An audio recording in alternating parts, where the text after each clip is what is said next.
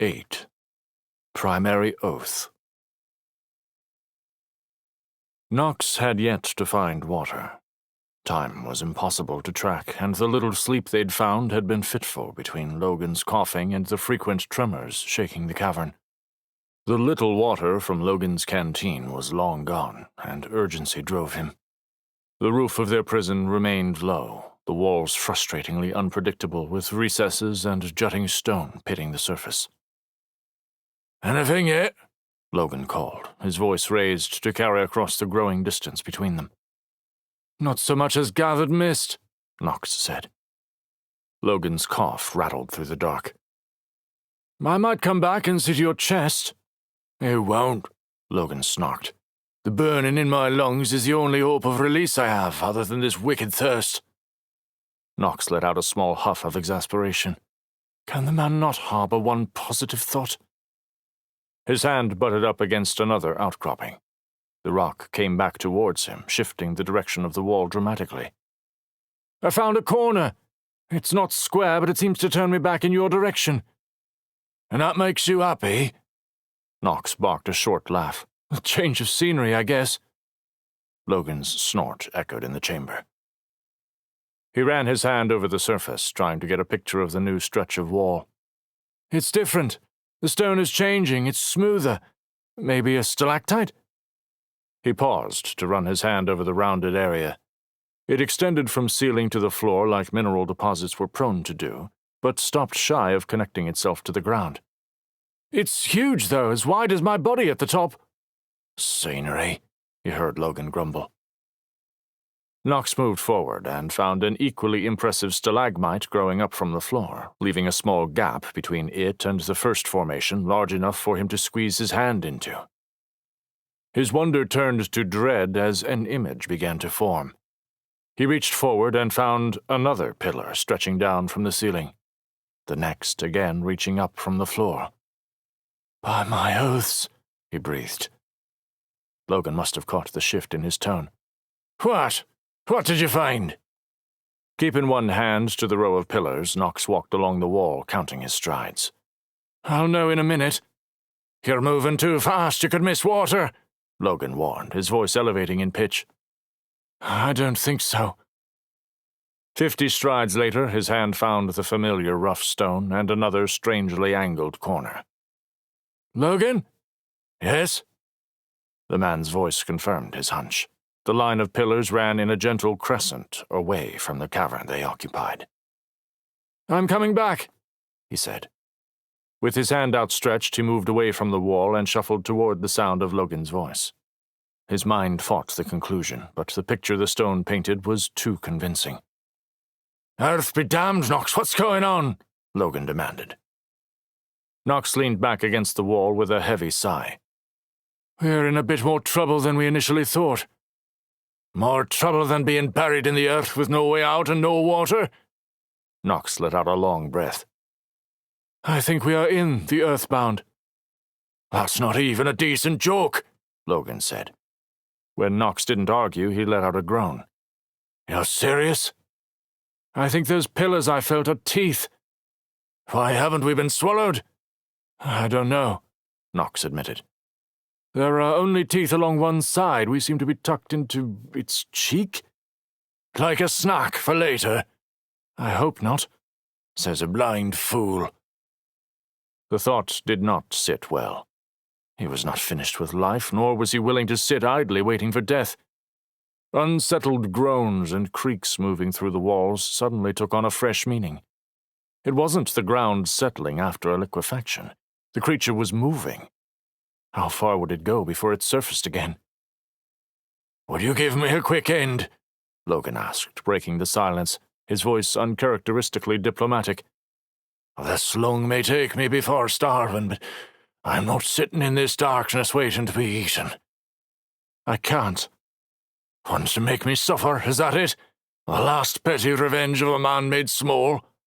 "It's not—" Knox stopped himself and sucked his cheeks before letting out a huff. "My oaths forbid it." A harsh laugh mocked him. "You've killed more men than most have had the pleasure of meeting, and you draw the line here." You're not my enemy, Logan, Nox said softly. No matter what lies between us, I swore to protect all Mercurians, even you. A little late to care about upholding your vows, isn't it? Muttered Logan. Do you have a knife? I'll do it myself. I'm not ready to let you give up. You're not an overseer anymore, Logan said, voice raised, ragged with emotion. You don't get to decide anything for anyone else ever again. You gave up that right the moment you chose yourself over the people of Rickon. Nox's jaw clenched, and he tried to cross his arms to keep from obliging Logan his early death. A stab of pain radiated up the broken arm, preventing the gesture, frustrating Nox more. Nothing to say for yourself, Logan taunted. Months of frustration overflowed. You're right, clearly I've failed. I never understood the cost of my choice on the cluster. I gave up my power, but not my convictions. I've been trying to find a way to serve, a way to prove my commitment to our people, and you've been dogging my steps, cursing my every move. You have no concept of sacrifice, of what it means to serve the sky. Pah! What is there to know? Unrivaled strength and endurance. Death couldn't touch you, all in exchange for a few measly promises and some arbitrary dietary restrictions. Poor Nox. Nox pushed himself up and paced along the wall, fire burning in his chest. You prove my point, you ignorant blowhard. Oaths are power. They remake our souls, my every moment shaped by the implacable will of the sky. Separated from all others, called to a solitary life, set apart from any meaningful connections by the very nature ingrained into our bones. But Amelia still chose me. She's borne slight after slight on my behalf. In the capital, I was given an impossible choice. I may have chosen wrong, but I couldn't continue to have her bear the consequences of binding herself to me. So I chose her. And the cost? I'm stripped of my soul, of the sky herself, doubly damned. His breath came fast, and heat filled his face. He rolled his neck, trying to release the unspent energy he felt coursing through his veins. Faded, but not gone. Logan spat. You walked away from all of us to spare one woman a broken heart. Amelia was warned what it meant to exchange oaths with you. The words hit Nox like a gut punch, and all the heat left his voice. Warned? By the council, by her own mother, if what my father said was true. Overseers don't often marry for a reason. Who wants to live in the shadow of a deity their whole life?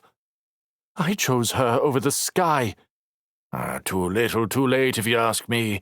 All you did was ensure she was ostracized all the more. A vision of Amelia, abandoned and alone, thinking him dead, shocked Nox into clarity. Then I have work to do. Uncut stone, Logan muttered. The moment of anger highlighted one fact. Nox wasn't helpless yet. The faulty rumors Logan heard held one kernel of truth. He'd been left with a remnant of power.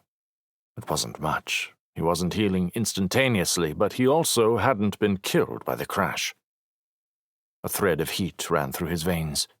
From all he'd been taught, it wasn't possible, but he also knew from extensive years of study, cases like his were rare. He'd not breached his oaths. He laid them down. Even after being disavowed, he continued to uphold every assurance. Maybe the sky hasn't left me completely. Hope flickered to life within his chest.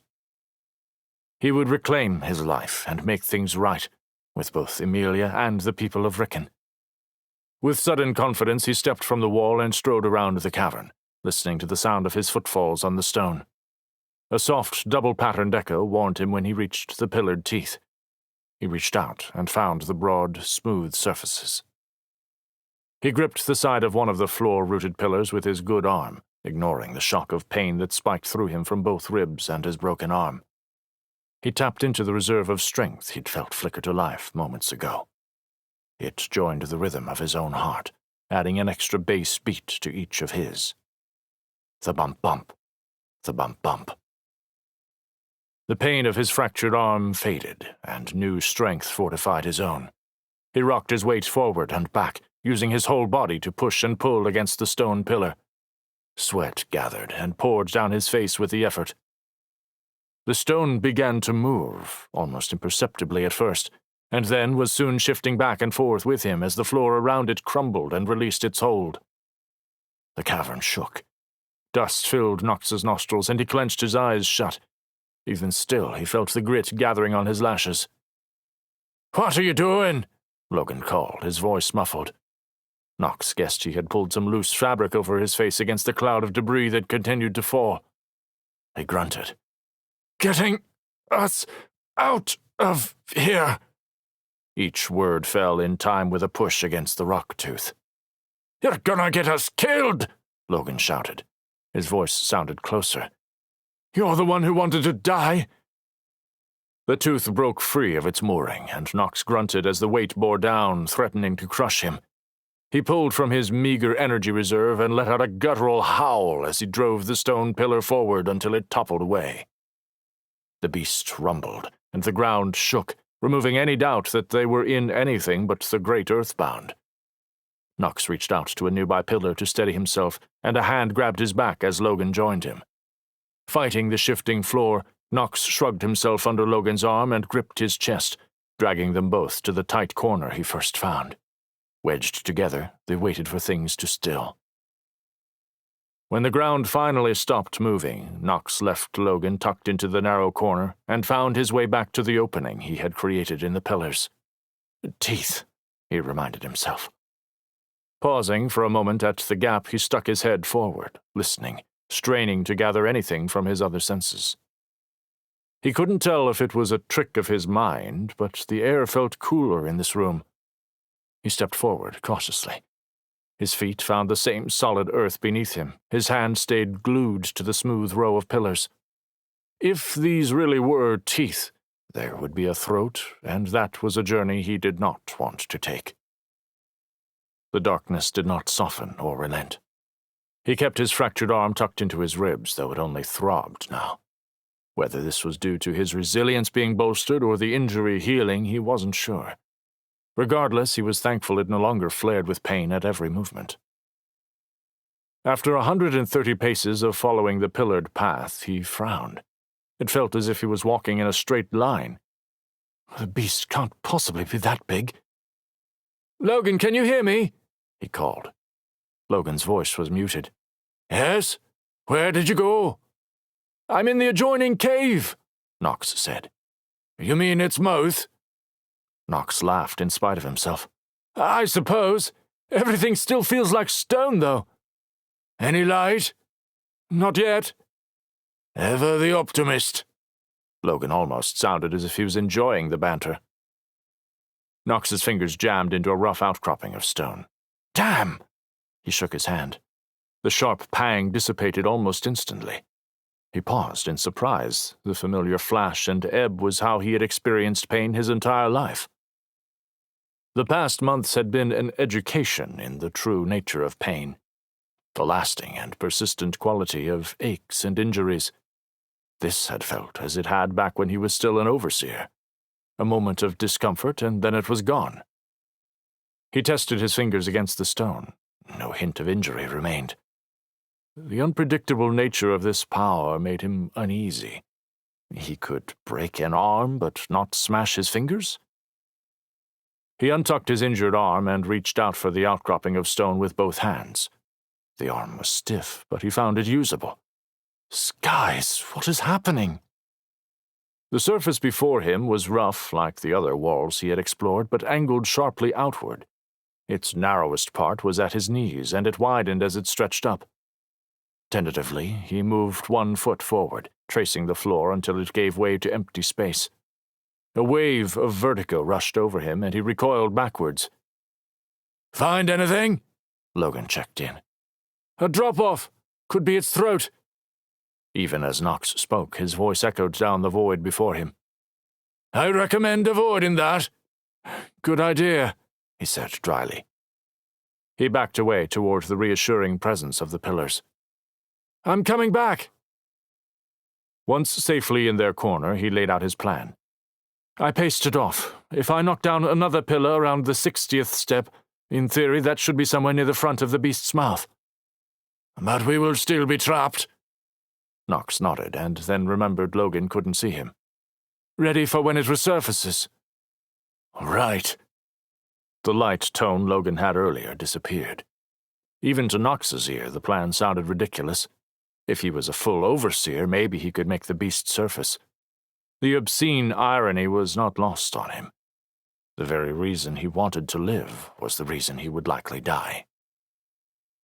His thoughts turned to Amelia and their child. Even if it was hopeless, he had to try. He owed them that much. Next to him, Logan coughed and groaned. "Who are we kidding, Knox? I'm not getting out of here. I'm in no shape to leap from the mouth of a monster." He cleared his throat. "And after you're gone, I'll throw myself down that chasm, if that doesn't offend your vows." Knox sighed at the edge in Logan's tone.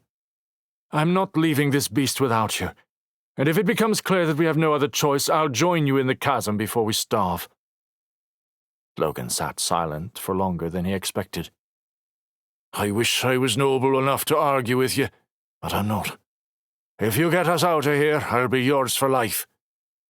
"Careful, Logan. Words carry more power than you know," Knox protested. "I may not be noble or brave, but I'm allowed to make whatever oaths I want." He couldn't argue with that. Every soul had the freedom to choose its bonds. Knox checked the wrappings on Logan's chest, and the two men stood and returned to the gap. With Knox in the lead, counting off their steps, they made their way along the pillars until they reached what he hoped was the halfway point. "Last time we did this, the beast didn't like it. Can you grip one of the teeth so you don't tumble away?" "Are you telling me to hold onto this stone like my life depended on it?" Knox chuckled. "I am." This time both men tied strips of cloth about their faces, guarding their eyes, nose, and mouth from debris before bracing themselves against the stones. "Will you have the strength?" Logan asked, his voice hardly above a whisper. "Pray to the sky, I do." To his surprise, Logan began to do just that. His voice slow, he muttered the words of a prayer Knox had voiced thousands of times. "Breath of life, keep our souls, light our path and keep us in your sight." As Logan finished, Knox carried on, his muted whisper reciting the extended words that made up the primary oath. "This is ever my oath before the sky, to intercede for your people. Measure my soul as I bind myself to you, and, if worthy, allow my bones to hold a fragment of your expanse." The words washed over him, instilling him with calm. The sky was never thwarted. Even here, in the belly of the earth, her breath filled his lungs. He gripped a massive tooth, and once again sought the elusive thread of strength within him. Energy jumped forward and coursed through his limbs like a runaway blaze. He sucked in a sharp breath and leaned into the stone before him. It gave way as if the ground around its base were nothing more than plaster, crumbling with each push and pull. The cavern shook, raining dust down on them. The grating of stone amplified and modulated into an angry-sounding groan, while the air filled with fine particulates Knox could taste with every breath, even through the makeshift mask. The pillar fell away from him, and when it hit the floor, the cavern convulsed, tossing both men into the air. Knox reached out instinctively and grabbed for a handhold. A perfect grip within the stone tethered him as they were tossed from their feet several more times before the cavern stilled. "You still with me, Logan?" The man gave a soft moan, a cough keeping him from speaking for a moment. "Barely. My chest is an inferno, but I'm here." "Come on." He reached out until he found Logan's elbow and led him through the newly created space.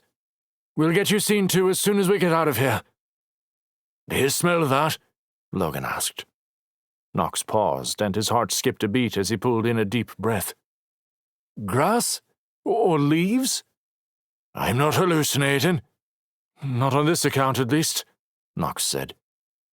Suddenly, searing light burst into existence, and a rush of wind washed over them, warm and full of the scents of the open air. Knox blinked rapidly after the oppressive darkness, but even under the fabric covering his face he could not keep them open. They were going to have to do this blind. "Grab hold of me as tight as you can," he shouted. He, in turn, tightened his grip on Logan and reached for the remnant of power. Nox gasped.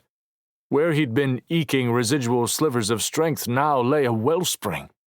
The power surged through him in a torrent, and without further consideration, he launched the two of them skyward. All shadows and sense of earth gave way to the light of the sky as they shot clear of the creature's mouth. For a brief second, they were suspended above a foreign landscape. The ground below lay tipped and askew with pockets of verdant green interspersed with the dark colors of churned earth. Through the weave of fabric, Nox could make out the dissipating liquefaction of the Earthbound as it quickly retreated into the depths. As always, the moment of weightlessness didn't last, and solid ground rushed toward them. Nox pulled at the wild force within his chest, harnessing it to his will and fortifying his limbs. He crushed Logan tight into his side and let his legs absorb as much of the impact as he could manage. They landed with a jarring thump and collapsed back together into the long grass. Logan coughed and rolled clear of Nox. "The sky! I can see the sky!" His voice cracked, a sob escaping. Nox stared through the dirt-caked cloth at the blue above him, with tears streaking his face at the only reasonable explanation breaking over him. He'd laid down his oaths and power over a single assurance: having a child. With his connection to the sky restored, an unprecedented miracle, it could only mean one thing. He was no longer a father.